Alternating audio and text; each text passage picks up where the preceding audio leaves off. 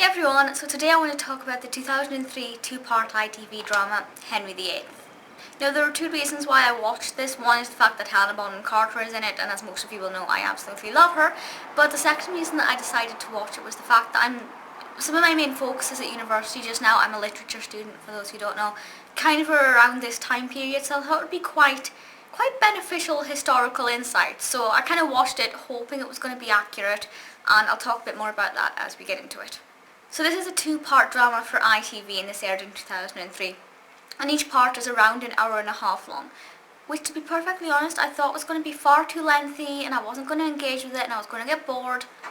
Not the case at all. If you, like me, have a really short attention span, which I really do, and you kind of think I'm not going to be able to keep up with this, I'm going to fall asleep, I promise you won't. It's so exciting. I went into this pretty much blind in knowledge of Henry VIII. This was going to be pretty much the first time I started to learn about him. I knew, apart from the basics, absolutely next to nothing. But now that I've watched it, I kind of feel more comfortable about it and can at least be able to tell people a few things about what his personality was supposed to be like and what his life was like. It does basically look at his wives and kind of the reason behind why he had so many wives. And I will be honest, I started off watching it thinking, I can kind of understand why you're doing this, and I almost kind of feel sorry for you a little bit. Let me tell you this, that changed very, very quickly. There was a certain turning point in this where he did something or he said something and I just thought, right, I have no more sympathy for you. It's as simple as that. But I actually started off thinking, should I really be condoning what he is doing? I felt really awful for feeling that. But it does give a really great insight into his wives and to his relationships with women, which I find really fascinating, in the way he treats different characters. Very, very interesting. The cast is quite exciting. Winstone plays Henry VIII, and obviously I had nothing to compare it to because I can't really look at him and say, yes, I can see that he's kind of like Henry VIII, because I can't do that. I have to take him as my first experience with Henry VIII, and I am happy with that. I wasn't watching it feeling uncomfortable with the portrayal. I felt like I could get something out of it, so I'm very happy with that. Anne Boleyn is played by Helena Bonham. As you know, I love her. And I cannot believe how absolutely gorgeous she looks. She's on one of the DVD discs. I'll talk about the features in a moment. She's on one of the discs there, and she's also on the back and on the front. Just to give you a quick example of what she looks like. When I saw her, I nearly died. Her costumes in this are phenomenal. Her hair is gorgeous, as you may be able to tell. I kind of tried to recreate it, but I had very little time this morning. So I kind of just pinned it back as best as I could, Helena's Anne Boleyn style. Absolutely phenomenal.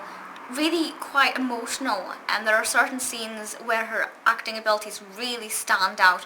And to everybody who thinks that she plays the same characters over and over again, watch her as Anne Boleyn. She will absolutely blow you away.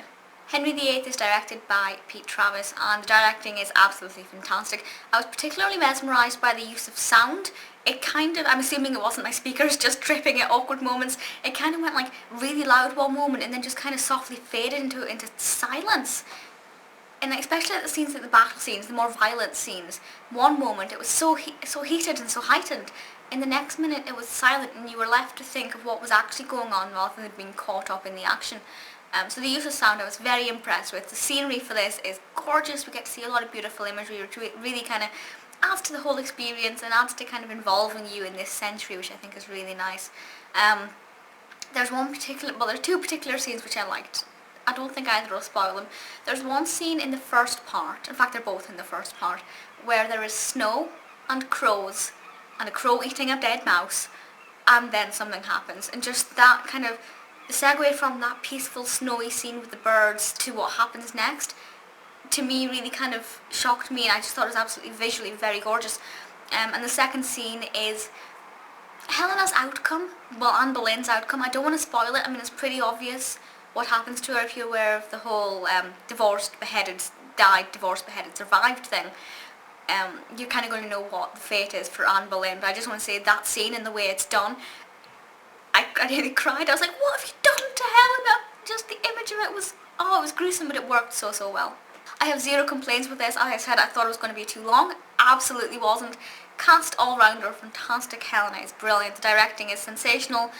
As I said, I can't really vouch for how historically accurate it is, but certainly it felt accurate. The way it was presented was brilliant. The costume was fantastic. The language I thought was great. So I have no issues with it there. Somebody may correct me in saying that there are faults with it, and usually with this kind of thing you will find, somebody can find at least one thing that's not correctly historically accurate, but you must watch it. For reference, the DVD was about £5. I think it wasn't that expensive.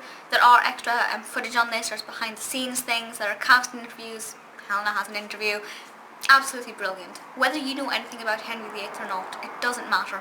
You must watch this. Let me know your thoughts on Henry VIII, and I will see you all next time. Bye!